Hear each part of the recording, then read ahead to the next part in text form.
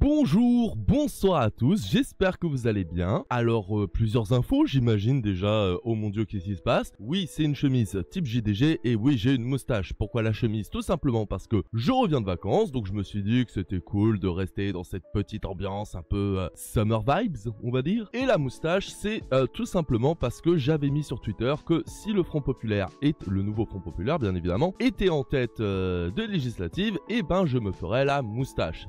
Et comme je suis quelqu'un de parole, et ben je me la suis faite, tout simplement. N'hésitez pas à me dire si vous la trouvez stylée, si vous trouvez que ça fait too much, si on dirait un Usul Plenel Brassens de Wish. Mais bon, dans tous les cas, je pense pas qu'elle va rester longtemps, parce que même si personnellement je trouve qu'elle me va pas trop mal, ça va pas trop avec mon style de base. Par contre avec la chemise ça fait très Magnum pour les vieux qui connaissent. Donc aujourd'hui, comme je le disais, on va commencer par une petite vidéo du Canard Réfractaire, victoire ou sursis, 10 analyses sur les législatives. Donc les législatives sont passées, et le premier réflexe, ça a été pour nous toutes et tous de dire on a gagné! Sauf que c'est quand même plus compliqué que ça, on va pas se mentir, dans le sens où, bah, moi je suis plutôt un peu de l'analyse d'Usul qui disait pays surcito, quoi. On a un sursis. Donc j'espère que vous êtes ready, et on va commencer. Let's go, la vidéo du Canard Réfractaire, petit bilan des législatives, c'est parti. Ah.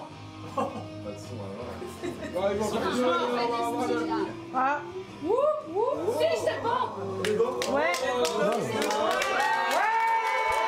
Yeah. Let's go, le fascisme n'est pas encore passé. Et oui, je dis bien pas encore, parce que ne nous mentons pas, même si ben on a un sursis, c'est quand même beaucoup trop de sièges à l'Assemblée. Je suis conscient et je comprends qu'on soit toutes et tous en mode let's go, on a gagné les législatives, NFP en force, parce que ben à la base quand même, bah c'était pas gagné déjà, parce que on se fait cracher dessus sur pas mal de médias. Bolloré il a CNews et compagnie, il a même sorti la tirée lourde en mode on met Hanouna sur Europe 1 tous les jours pendant 2 semaines, comme par hasard juste avant les législatives. Les législatives se sont faites juste après les européennes où le RN était en tête, donc ça leur donne quand même une bonne dynamique pour la campagne. Campagne en 3 semaines, c'était juste très chaud, c'est déjà un miracle qu'on ait eu le NFP. Donc on peut se dire, ouais, je comprends qu'on puisse se dire, let's go, on a gagné. Mais on se rappelle que c'était dramatique, si je dis pas de conneries, c'était en 2012 je crois, que le RN avait deux députés à l'Assemblée, c'était déjà trop. Que leurs 89 députés de la dernière fois c'était déjà un cauchemar. On a oublié ça? Non, parce que ils en ont énormément des députés, le RN là. C'est beaucoup trop. Et surtout là on a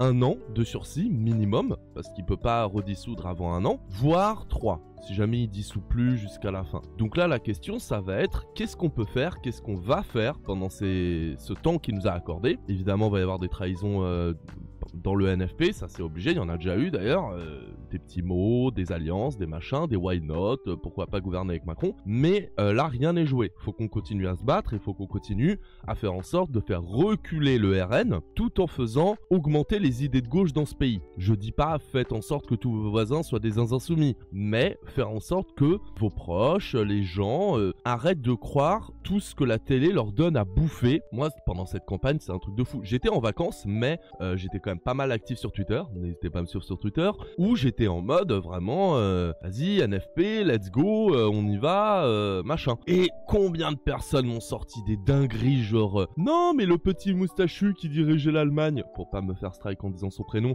pendant la Seconde Guerre mondiale, il était de gauche, hein, et puis le fascisme c'est de gauche, hein, après tout, dans le parti de l'autre là, moustachu, c'est national-socialiste, hein, donc ça veut bien dire qu'ils sont socialistes, tu vois. Donc non, faut que on fasse en sorte que les gens aient un niveau de lecture plus global et plus basé en fait. En tout cas, c'est ce que je pense. Hier, on a été beaucoup à faire la fête et aujourd'hui, il est temps de passer à l'analyse. Vous êtes sur la chaîne du Canard Réfractaire, nous sommes le 8 juillet et aujourd'hui, on va parler des 10 leçons à retenir de cette élection législative. Allez, première leçon, déjà, les instituts de sondage, c'est du bidon. Enfin, c'est fou quand même, parce qu'ils nous ont bassiné pendant des jours et des jours qu'il y aurait une assemblée majoritairement du Rassemblement National. Après, ils nous ont dit non, mais ça va seulement être 210 députés Rassemblement National. Au final, ils en ont que 143. Ce qui est déjà beaucoup trop. Mais ça me rappelle aussi les présidentielles, avec Mélenchon, qu'on disait oui, il va faire 10%, allez 15%. max. Et finalement, le mec a fait 22. Mais encore une fois, si jamais la télé était objective et n'essayait pas de casser les couilles à la FI en permanence, genre « Ouh là là, Rima Hassan a un kéfier, mon Dieu, c'est sûrement une terroriste du Hamas, oh mon Dieu, Mélenchon parle fort, sans tous ces trucs-là, mais t'imagines les scores qu'on ferait à gauche en règle générale, hein, je parle même pas que de la FI. Moi, je suis pas encarté. De toute façon, ils ont pas de carte. Mais tu vois ce que je veux dire? Bref, vraiment, les instituts de sondage sur les élections locales comme ça, c'est nul. Vraiment nul. Surtout sur les élections locales, parce qu'encore une fois, sur les présidentielles, à la rigueur, ça peut donner une tendance, même si encore une fois, faut jamais écouter les sondages, faut y aller avec sa tête et son cœur. Mais sur les élections locales, c'est encore pire, parce que tout peut se jouer des fois littéralement à une voix près. C'est déjà arrivé pas mal de fois, à 1, 10, 20 fois près. Il suffit juste que, des fois, t'arrives à motiver toute ta famille à y aller, et tu fais balancer une élection, tu vois. Donc les sondages, ouais. Donc le RN, ils arrivent que 3e avec 143 députés. Après, c'est les macronistes qui en ont 168. Et au final, le nouveau Front Populaire arrive premier de ces élections avec 183 députés. Les Républicains en auront 45. Et puis après, c'est une trentaine de gens qui sont en dehors des partis. Deuxième leçon, ce qui a totalement changé le résultat de ces élections, ce sont les désistements. Ah ça, on s'est bien fait carotte pour les désistements, parce que comme d'habitude, le vrai Front Républicain, c'est nous, c'est la gauche. On s'est désisté quasiment tout le temps. Et ceux qui ne sont pas désistés, je crois que c'est que les dissidents. Les dissidents divers gauche. Mais dans le NFP, si je dis pas de conneries, on sait... Enfin, genre j'étais... je voulais être député, tu sais. Mais tous les candidats, ou presque, du NFP se sont désistés. Ce qui n'est pas le cas de la Macronie, hein. Je crois que c'est 50%, un truc comme ça. Mais on voit bien qui est vraiment le vrai Front Républicain antiraciste et antifasciste. Et qui veut vraiment faire reculer l'extrême droite. En mettant en place un très fort barrage républicain, le NFP et les macronistes, ils ont réussi à augmenter leur nombre de sièges au détriment du RN qui, malgré le fait qu'il soit le premier parti de France en termes de voix, arrive seulement 3e au nombre de sièges à l'Assemblée. Alors pourquoi ils arrivent premiers en termes de voix et pas au nombre de sièges? Déjà parce que tu peux avoir plus de voix dans une circo, mais si jamais la circo elle est élue, bah elle est juste élue, ça fait une circo, ça en fait pas deux, tu vois. Genre si y a une région ultra raciste où ils votent tous en masse dans cette région, ok, ils auront une ou deux ou trois circos dans cette région, mais ils en auront pas plus. Déjà ceux qui ont vraiment gagné, encore une fois, c'est les abstentionnistes, hein, comme d'habitude. Enfin, ils ont gagné, ils ont perdu, mais ils le savent pas encore. Mais surtout, le RN et ses alliés adorent dire oui, on a eu plus de voix, démocratie en carton. Alors bizarrement, ils disent démocratie en carton quand ça les arrange, hein, ils font ouin à ce moment-là, mais quand les sondages étaient en leur faveur, bizarrement, ils étaient très pour la démocratie. Et surtout, si on compte les désistements, on a bien plus de voix, que ce soit le NFP ou ensemble. Peut-être que si c'était pas un parti raciste avec plein de plus loin peut-être qu'on n'aurait pas à faire barrage contre eux. Peut-être. Si vous voulez pas qu'on fasse barrage contre vous, les gars, fallait aller dans un parti démocratique et républicain. Donc, si le RN est arrivé 3e, ce n'est pas parce qu'il y a eu une démobilisation de l'électorat du RN. C'est pas parce que tu as eu une crise qui a été résolue de la bonne manière ou quoi que ce soit. Non, la situation est exactement la même. Simplement, les règles de l'élection législative se sont faites au détriment du Rassemblement national. Mais oui, ça faut jamais l'oublier que certes, on a gagné, mais c'est pas pour autant que les idées de l'extrême droite sont moins fortes ou que les gens se sont finalement rendus compte que c'était des gros racistes. Non, c'est pas ça. C'est que on a joué le barrage, on a réussi à faire en sorte d'endiguer la montée de l'extrême droite, mais ça n'empêche qu'il y a beaucoup de gens qui votent encore l'extrême droite et qui veulent l'extrême droite au pouvoir, souvent pour de mauvaises raisons. Effectivement, il y en a plein, ils disent des trucs genre ils vont augmenter le RSA alors qu'ils ont voté contre l'augmentation du RSA, ils vont augmenter le pouvoir d'achat alors qu'ils ont voté contre, etc. Jordan Bardella, c'est un killer alors qu'il faut rien à l'Assemblée, bref, on connaît. Mais justement, ces personnes-là, elles sont toujours là. Et elles sont toujours là à voter RN. Donc, c'est pas parce qu'on a gagné qu'on a gagné au niveau des idées et on a réussi à renverser la tendance. Là, c'est que, encore une fois, un sursis. Un sursis qu'il faut qu'on prenne et qu'on réussisse à faire pencher en notre faveur à nous, en notre balance, pour montrer non, mais c'est pas grâce au RN que votre vie elle va s'améliorer, ça c'est des conneries. Ce sera grâce à des mouvements sociaux, ce sera grâce à la gauche qui vont augmenter le pouvoir d'achat, qui vont augmenter la sécu sociale, qui vont augmenter le confort de vie, etc. avec plus d'équité. Parce que quand tu regardes sur le papier, ils ont fait 10 millions de voix aux législatives au second tour là. Ils ont progressé globalement partout, particulièrement dans les régions et les campagnes. Ils ont doublé leur nombre de députés, c'est pas rien quand même. Ils sont pas majoritaires, mais en vrai, c'est pas forcément un mal pour eux, quoi. T'imagines s'ils étaient à 300 députés, ils auraient mis Bardella à Premier ministre, et du coup ça aurait été la bagarre avec Macron qui aurait court-circuité toutes les mesures de l'Assemblée nationale, et on se serait retrouvé avec un Bardella qui fait à peu près la même politique que Macron, et ça l'aurait compromis, notamment pour les élections 2027. Ils auraient perdu leur argument « on n'a jamais essayé », tu vois. Et là, ils ont toujours cet argument-là. On n'a jamais essayé le Rassemblement national, y compris en 2024, donc ils vont pouvoir le sortir en 2027 pour gagner et les présidentielles et les législatives qui arrivent juste après. Ça, et aussi le fait que comme on est premier le NFP à l'Assemblée, mais qu'on n'est pas majoritaire, enfin on n'a pas la majorité absolue, ça fait qu'ils peuvent dire en plus, regardez, le NFP il fout rien, c'est de la merde la gauche. Ils peuvent le dire, alors que ça se trouve c'est juste parce qu'on sera bloqué par les trucs parlementaires, parce qu'on n'est pas assez nombreux pour tout faire passer comme on a envie. C'est aussi ça qu'il faut se dire, tu vois. Il faudra pas lâcher, faudra bien faire comprendre aux gens ça. Ça va être dur parce que c'est souvent du jargon, c'est un peu chiant. Les gens, il y en a pas mal, ils veulent des trucs simplistes et tout. Je dis pas que les gens sont cons. Attention, c'est pas ce que je dis. Je dis juste que on leur donne des mensonges faciles alors que nous on a des vérités complexes. C'est ça le problème. Mais faut pas lâcher. Sachant qu'en attendant, tu vas voir Bolloré qui va passer à la charrue dans toute la société française à travers ses médias pour que 6 mois avant l'élection présidentielle de 2027, tu as Le Pen qui arrive comme une fleur pour se présenter comme l'alternance. Comme dirait Ouria Boutedja, ceux qui croient autre chose qu'un sursis ont tort. Troisième leçon, les partis de gauche vont payer le prix de leur victoire. Alors au café associatif là que je vous ai montré au début, t'as Youn qui nous a fait des calculs incroyables pour montrer en gros ce qui a été vu partout, c'est que 50% des électeurs de Macron ont voté pour le nouveau Front Populaire et 72% des électeurs du NFP, ils ont voté pour Macron. Ça c'est le résultat du barrage républicain, des désistements, de cet arrangement de fait entre la Macronie et le nouveau Front Populaire pour que le RN perde un maximum de sièges. Une partie de la Macronie, parce que 50% c'est quand même une dinguerie quoi. Quand c'était eux, fallait genre en 2017-2022, fallait faire absolument barrage et tout, oulala. Par contre quand c'est nous, c'est oui, ça dépend si c'est LFI, non. Par contre si c'est le PS ou les autres, ouais, on va peut-être faire barrage, non, tu vois. Le barrage républicain, c'est quand ça vous arrange, les gars. Surtout que le Conseil d'État l'a dit que la FI, elle était pas d'extrême gauche. Et cet arrangement de fait avec les macronistes contre le RN, ça a permis au NFP de gagner 30 sièges de députés.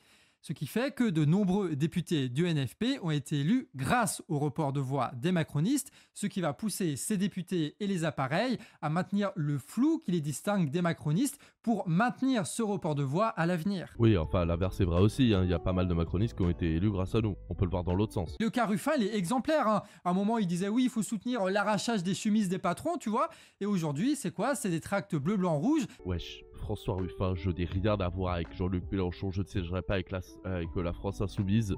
Regarde les soutiens, frérot. Jospin, Bayrou, Viry, Binet, Glucksmann, Branlant, Cardon, Berger. Wesh, c'est quoi ces soutiens Sosdem? Ou droitard même, parce qu'il y a Bayrou et compagnie, mais on est passé de Ruffin qui disait pour le peuple et tout machin. Je vois ce qu'il essaye de faire, mais ça marche pas, parce que ça doit partir du bas pour aller vers le haut, pas l'inverse. Et de deux, jamais ces mecs-là, les Glucksmann et compagnie, ils seront réellement pour le peuple. Ça va encore être des Sosdem à la Hollande, à la Jospin, qui vont faire 2-3 mesures sympathiques, mais qui à côté vous en allez foutre à l'envers. Et surtout, c'était une trahison là. C'est le premier qui appelait à l'union de la gauche et qui commence à cracher sur la gauche alors que les élections sont même pas terminées. Ça me rend fou. Ça me rend fou. Je suis la folie. François Bayrou, derrière, a critiqué la France Insoumise. C'est un cas particulier qui montre que les alliances avec les macronistes mélangent de fait ces deux électorats et va créer une tendance vers un ramollissement de la ligne des partis pour continuer à profiter de ce barrage-là. Alors petite parenthèse, quand je dis tendance, ça veut dire qu'il y a une force qui pousse vers une direction. Mais ça ne veut pas dire pour autant que ça va arriver. Là, dans notre exemple, le PS va être poussé à suivre Macron, mais aussi, comme on va le voir plus loin, ils vont être poussés à s'en détacher pour pouvoir se présenter au présidentiel, tu vois. Donc ça pousse d'un côté, ça pousse de l'autre. La réalité, c'est quoi? C'est le résultat de ce rapport de force. On ferme les parenthèses, on passe à la 4e leçon.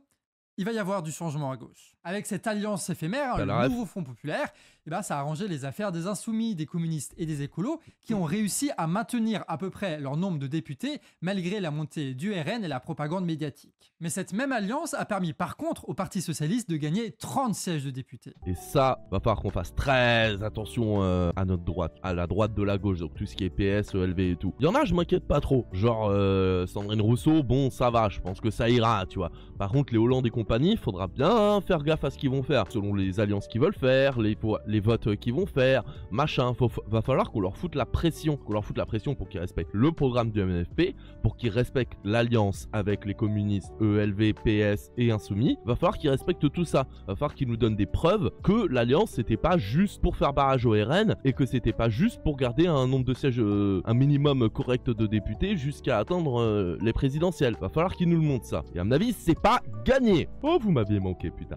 Ouh là là, ça fait du bien. La NUPES était hier majoritairement insoumise, aujourd'hui elle est majoritairement PS et écolo. La victoire du NFP s'est donc fait au prix d'un retour de François Hollande, d'un renforcement de la ligne la plus faiblarde du PS, Macron compatible. Ça va se payer aussi cash au présidentiel car ça va justifier la formation d'une candidature de centre-gauche, probablement menée par le Parti Socialiste pour 2027, contre la candidature insoumise. 5e leçon, le macronisme, finalement, il n'est pas mort. Encore une fois, grâce à l'arrangement du barrage républicain, le NFP a empêché la majorité RN, mais ils ont aussi sauvé la face du macronisme. Hein. Alors, oui et non, ils ont sauvé la face du macronisme en apparence. Ils l'ont pas sauvé en mode ça y est, maintenant tout le monde de nouveau aime bien les macronistes. Ils ont encore un rapport de force, ils ont encore du pouvoir, mais en vrai là, ils sont pas si bien que ça. Hein. La vision des Français et des Françaises sur le macroniste, elle est pas très bien, donc oui et non, ils ont sauvé les macronistes. Encore une fois, va falloir voir ce qui va se passer pendant les prochaines années. Est-ce que les macronistes vont essayer de jouer sur leur droite ou sur leur gauche? On se doute bien ce qu'ils vont faire, mais ça va dépendre beaucoup de ça aussi. Ceux-là qui étaient destinés à s'effondrer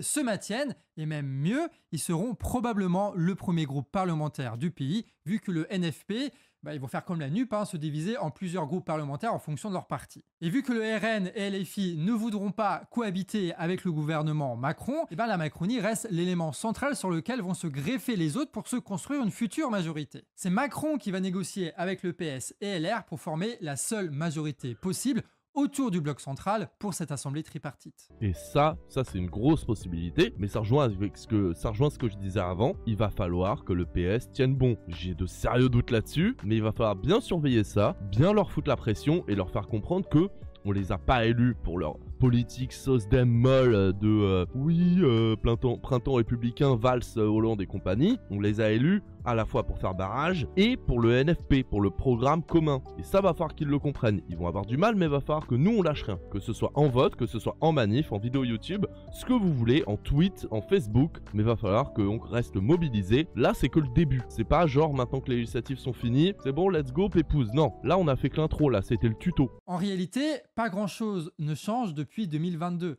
Macron est donc affaibli, il a perdu 80 députés, oui, mais il garde une position centrale dans le Parlement. Et en même temps, comme on l'a vu dans la dernière vidéo, s'ils n'avaient pas fait ça, ça aurait été sans doute pire. C'est ça la complexité de la situation. 6e leçon, le PS, c'est l'avenir.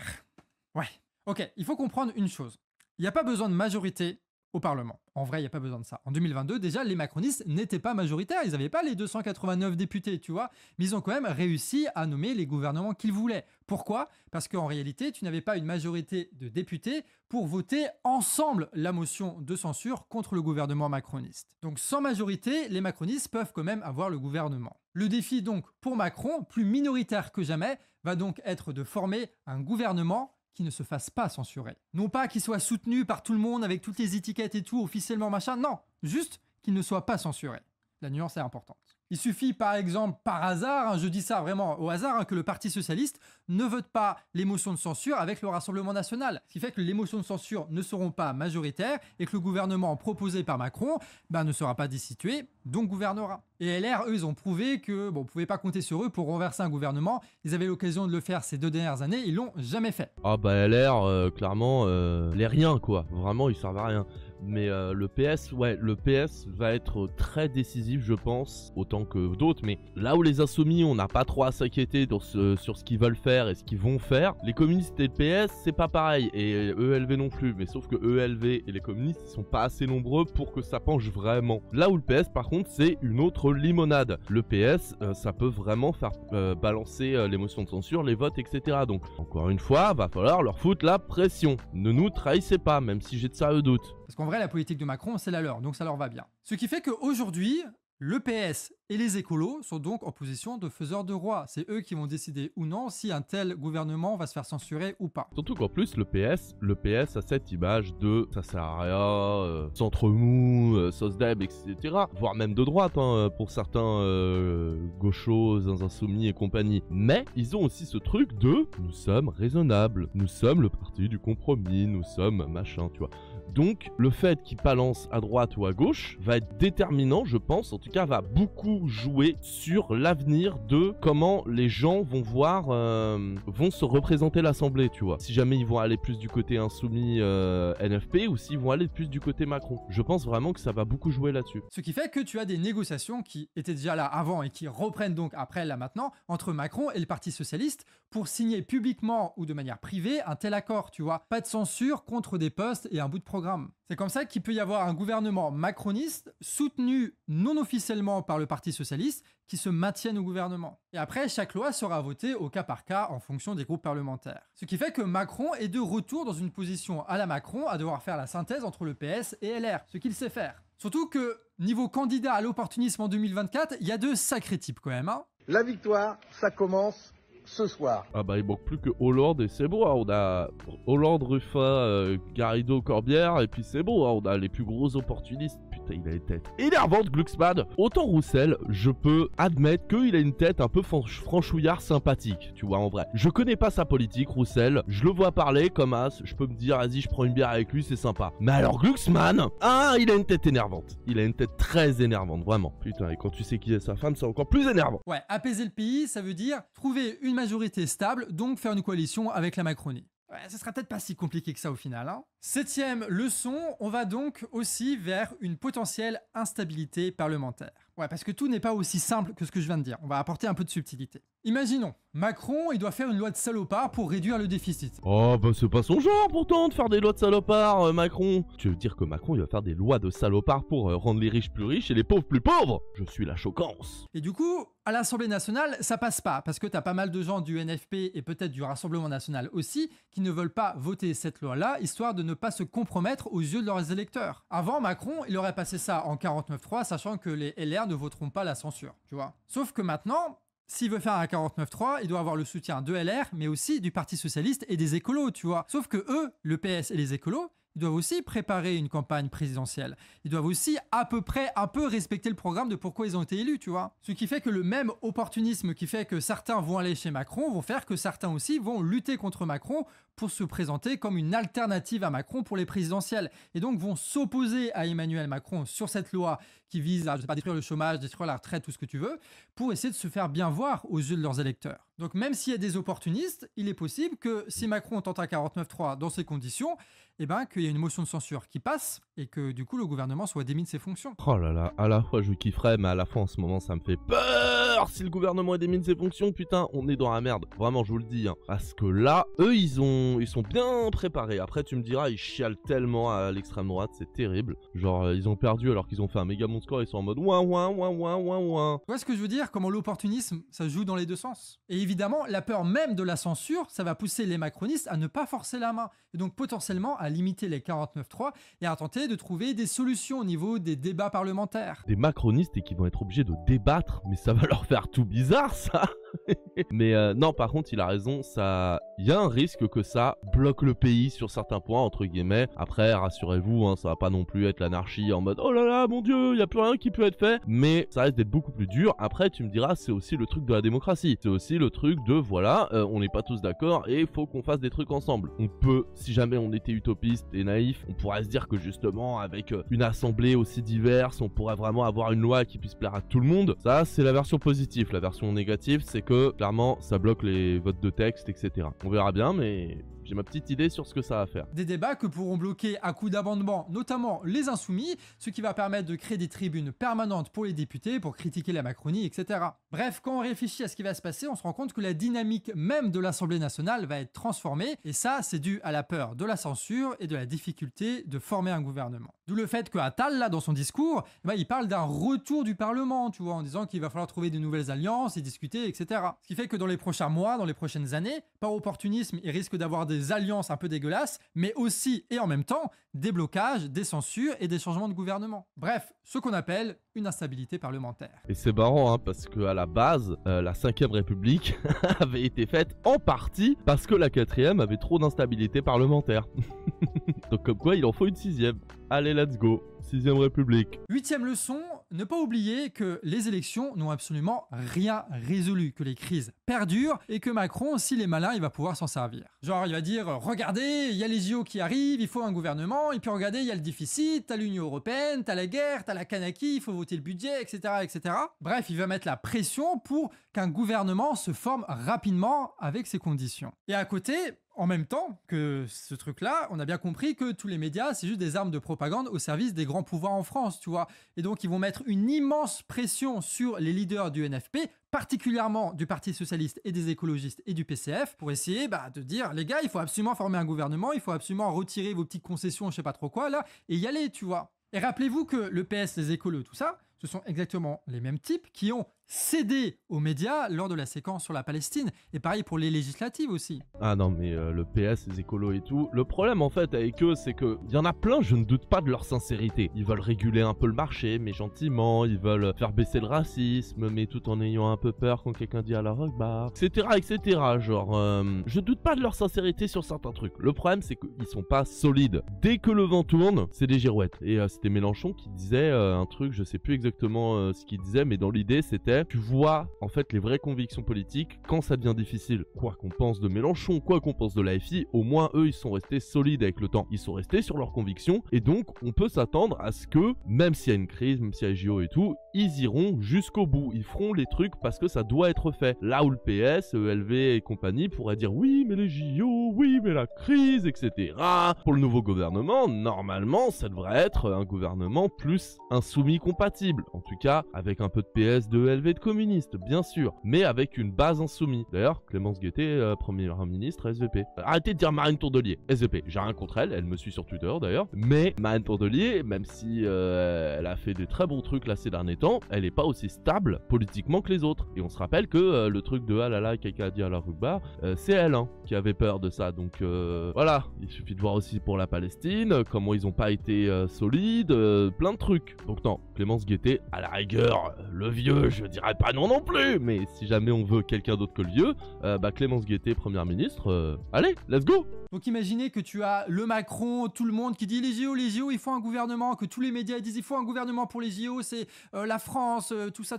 Évidemment, le PS, ils vont craquer, évidemment. Ou en tout cas, suffisamment vont craquer pour ne pas voter la motion de censure quand Macron va proposer un gouvernement. Surtout si Macron il est malin et qu'il donne quelques gages dans ce gouvernement-là pour que tu aies une partie du Parti Socialiste et des écolos qui ne votent pas la censure. Bref, il y aura des négociations, il y aura des compromis, mais il y a des chances que ça se fasse quand même. La principale force de la Macronie pour former ce gouvernement, c'est donc l'opportunisme appuyé par un soutien médiatique. Et ça, en vrai, c'est une force qui est assez fiable. Après, nous aussi, on a nos forces. On a les réseaux sociaux, on a les vidéos, on a les lives, on a les manifs, et on a pas mal de choses dans ce genre-là qui vont faire que ça aussi, ça va être déterminant. Foutre la pression sur notre droite, foutre la pression à gauche pour dire non, faut tenir la ligne, ne trahissez pas, ça peut jouer, pas sur tous les députés, mais sur une partie, tu vois. Et même par opportunisme, hein. C'est pas que, oh mon dieu, je ne veux pas trahir le peuple de gauche. Ça peut être juste, ah ouais, donc par contre, tu sais, par stratégie, en mode, ah ouais, là, c'est vraiment chaud à notre gauche. Si jamais on veut penser à 2027 pour être crédible, va falloir qu'on donne des billes à gauche, donc on peut pas trahir comme ça. Va falloir être plus malin. Donc c'est aussi à nous de faire en sorte qu'ils se sentent pas légitimes de trahir comme bon leur semble. 9e leçon, en vrai, on a quand même l'impression de s'être fait avoir quand même. Enfin, je veux dire, pour reprendre la formule, c'est un sursis, c'est une prolongation, mais c'est pas une rupture, c'est ce qu'on avait déjà en fait. Hein. Après toutes ces alliances, ces mensonges, ces tambouilles, ces propagandes, on se retrouve avec la même situation. Et on a toujours en fond cette avancée progressive du Rassemblement national qui peut largement prétendre à l'alternative en 2027 et du coup remettre une pièce dans la machine électorale en disant hey, le RN on n'a jamais essayé, on va attendre 5 ans avant de se bouger, tu vois. Non mais c'est ça, c'est que on s'est fait méga avoir parce qu'encore une fois déjà oui on est en plus grand nombre à l'Assemblée mais on n'a pas la majorité absolue donc on va pas pouvoir faire ce qu'on a envie sans qu'on nous casse les couilles à base de motions de censure, rejet de vote etc. Et non seulement on est bloqué encore pire qu'avant mais en plus l'extrême droite a beaucoup plus de sièges, et comme il vient de le dire, on n'a pas essayé, donc ils peuvent remettre cet argument. Par contre, bizarrement, dire on n'a pas essayé avec LFI, ça, on n'a pas le droit de le dire. Bref, comme d'habitude avec les élections, et ça fait quand même pas mal de temps qu'on a ce sentiment-là, quoi qu'il arrive, rien ne change. On a vraiment cette impression-là, quoi. Et que les crises, elles sont toujours là et qu'elles sont jamais réglées. Et 10e et dernière leçon, cette campagne, en vrai de vrai, ça a aussi été une campagne de terrain. Je veux dire, on a vu des bus, par exemple, d'insoumis se remplir pour faire du porte-à-porte, des gens qui n'avaient jamais milité allaient distribuer des tracts. Bref, on a vu une campagne présidentielle s'organiser dans 577 circonscriptions en même temps. Et ça, vraiment, ça, par contre, c'est une victoire et on peut être très fiers de nous, que ce soit sur le terrain, que ce soit sur les réseaux, que ce soit en règle générale. Toute cette mobilisation des jeunes et des moins jeunes, selon leur façon de faire, hein. Ça peut être la mobilisation de terrain, ça peut être poser des affiches, ça peut être faire des edits sur TikTok, ça peut être faire des vidéos, ça peut être faire des musiques, ça peut être faire plein de trucs. Ça, on peut être vachement fiers de nous parce que notre mobilisation, ça a quand même vachement permis de faire en sorte que le NFP soit bien plus haut placé que prévu par les sondages. Même si, encore une fois, les sondages, faut pas trop les écouter. Mais je pense vraiment que sans cette mobilisation, on aurait quand même moins de sièges. Et il y aurait certains et certaines députés qui seraient plus là. Alors ça a été purement électoral vu que ce sont des élections, mais c'est quand même intéressant de voir ça. Et c'est particulièrement intéressant avec les insoumis, tu vois, parce que eux, ils ont résisté contre les médias et les pouvoirs d'État qui, ouvertement, de manière répétée, disaient que les insoumis étaient antisémites, sans aucune forme de nuance, tu vois. Ça, c'était dingue. Surtout que, il faut que dire que les insoumis sont antisémites, mais donnez-nous des preuves, donnez-nous des vrais arguments, parce que vos trucs de... Oui, Mélenchon, il a dit barrière dans un tweet qui fait référence à un truc... Frérot, non, c'est pas un vrai argument. Par contre, de l'autre côté, il y a vraiment une meuf qui avait un déguisement de la Waffen-SS, il y avait vraiment une meuf qui avait fait une prise d'otage armée, il y a vraiment des tweets vraiment dégueulasses, que ce soit racistes, homophobes et antisémites. Donc au bout d'un moment, frérot, gros, ça y est. C'est un peu la dernière cartouche que tu peux envoyer à un opposant politique.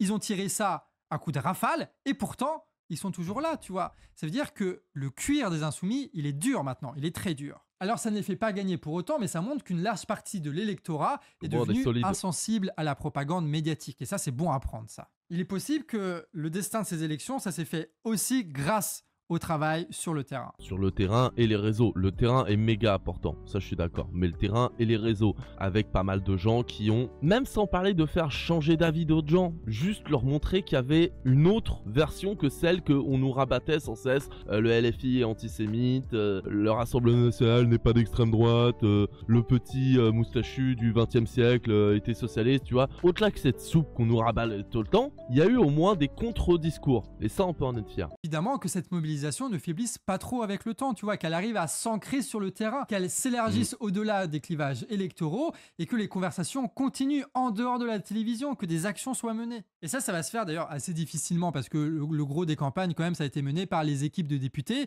avec leurs assistants et compagnie qui voulaient absolument re-signer leurs précieux CDD, tu vois, qui voulaient gagner pour revenir à l'Assemblée nationale et qui aujourd'hui retournent à Paris. Donc ça veut dire qu'il y a beaucoup moins de militants sur le terrain là tout de suite. Mais en même temps, ça veut dire qu'on va pouvoir aussi faire des actions qui vont dépasser le seul cadre du on vote Front Populaire ou on vote RN ou on vote machin. C'est ça, on va pouvoir faire des trucs plus concrets, plus spécifiques sur des trucs autres que politique politicienne. Des vraies avancées, des vraies manifs, des trucs sur du concret. Et ça, ça va être cool. Si jamais on arrive à bien le faire, mais il faut qu'on s'organise, il faut qu'on se mobilise. Ça peut aussi valoir un élargissement, tu vois ce que je veux dire? Donc la question pour tout le monde, hein, militants du NFP ou d'autres, tu vois, vraiment tout le monde, même ceux qui ne sont pas mobilisés, la question c'est comment est-ce qu'on va pouvoir continuer ces actions-là? Comment est-ce qu'on va se structurer? Comment on va faire en sorte qu'il y ait autre chose pendant ces 3 prochaines années que la télé qui raconte les mêmes conneries et qui impose ses idées, ses clivages et ses candidats? Eh ben, faut qu'on continue. Faut qu'on continue à aller sur le terrain, à faire de la pédagogie, que ce soit IRL ou sur Internet. Va falloir qu'on continue à faire des vidéos, va falloir qu'on continue à faire des TikTok, va falloir qu'on continue le combat, en fait, tout simplement. Faut qu'on lâche rien. Bref, si on fait le bilan, on a un sursis. On a une instabilité, on a de futures trahisons, on a une gauche prétendument renforcée, mais de la pire des manières, et on a un RN qui continue de marcher tranquillement vers le pouvoir d'État. Rien n'est réglé, et il va falloir régler tout ça à un moment donné. D'ailleurs, toi, tu as des idées d'actions, de trucs qu'on pourrait faire, là? Non, parce que j'en connais qui pourraient être intéressés par commentaire, d'avoir de bonnes idées à faire. Et surtout, nous, à Guingamp, on aimerait bien mener des actions, tu vois. Donc, si vous voulez nous inspirer, n'hésitez pas à commenter et à mettre les idées que vous voulez mettre en place, que vous aimeriez que quelqu'un mette en place chez vous. Alors déjà, arrêtez de faire des edits TikTok Bardella, Attal. Ça les rend plus sympathiques. Vraiment, arrêtez ça. Même si vous faites des actions, contactez-nous sur sabouge@lecanardrefractaire.org pour qu'on puisse en parler dans les vidéos et même, pourquoi pas, aller vous voir. Donc, écoutez, elle était très bien cette vidéo, comme d'habitude, hein, mais ça résume assez bien ce que je pense sur pas mal de sujets. Comme on le dit, hein, va falloir qu'on continue le combat. Et c'est maintenant que ça commence vraiment, en fait. C'est maintenant que le combat, il commence réellement et qu'il faudra rien lâcher. Il faudra que nos députés nous donnent de réelles billes, de réelles preuves de non mais si vous avez voté pour nous, c'est pas juste pour faire barrage, c'est aussi parce qu'on a quelque chose de concret pour la France à gauche. Une vraie gauche radicale. Enfin, on verra bien ce que ça va donner. Nous, hop là. Moi, je vais continuer à essayer de commenter ça avec le temps, de peut-être faire des petits tout va très bien si j'ai le temps et l'énergie et on continue, hein, que ce soit en manif, que ce soit avec nos proches, que ce soit au porte-à-porte, que ce soit sur Twitter, TikTok, YouTube, Twitch, etc. On continue avec tout ça, on lâche rien. Donc voilà, ce best-of est maintenant terminé, j'espère qu'il vous aura plu. Si vous a plu, n'hésitez pas à liker, mettre la petite cloche, vous abonner et la partager, bien évidemment, ça me ferait très plaisir. Si vous avez aimé la vidéo, n'hésitez pas à aller sur Tout va très bien, ma chaîne d'actualité politique. N'hésitez pas à aller sur Blazy, ma chaîne pop culture, d'aller aussi sur Blazy Rediff TVTB, ma chaîne de rediff live de jeux vidéo, Blazy TVTB, ma chaîne Twitch, la chaîne sur laquelle je fais mes lives, que ce soit le jeu vidéo politique, etc. N'hésitez pas à me suivre sur Twitter, Blazy, tout va très bien. Et si vous avez un peu d'argent en trop et que vous voulez me soutenir, ça me ferait très plaisir que vous fassiez un petit don sur Tipeee ou Patreon. Voilà, maintenant, à savoir si l'Assemblée c'est de droite ou de gauche, ça je sais pas. Mais ce qui est sûr, en tout cas, c'est que c'est maintenant que tout se joue. Allez, salut!